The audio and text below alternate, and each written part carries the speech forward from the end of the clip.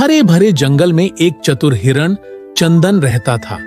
वह तेज दौड़ता और अपनी बुद्धिमानी से कई मुश्किलों से बच निकलता।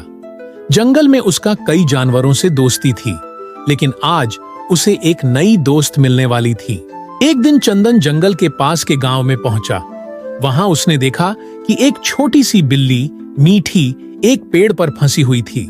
नीचे कुछ कुत्ते भौंक रहे थे और मीठी डर के मारे कांप रही थी।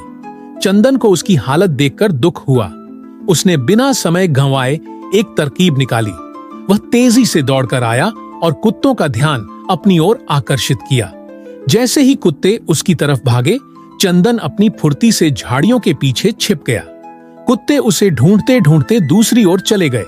अब मीठी को बचाने का समय था। चंदन ने उसे बुलाया, डरो मत, नीचे कूदो, मैं तुम्हारी मदद करूंगा। मीठी को पहले संकोच हुआ, लेकिन चंदन की बातों में सच्चाई थी। वह धीरे धीरे नीचे उतरी और भागकर चंदन के पास आ गई।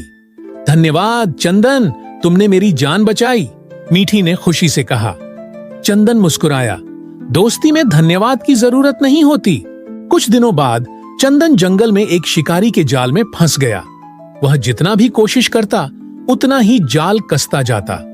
उसने मदद के लिए पुकारा, लेकिन पास कोई नहीं था। उसी समय मीठी वहां पहुंची। उसने देखा कि चंदन मुसीबत में था। उसने अपनी तेज पंजों से रस्सी को काटना शुरू किया।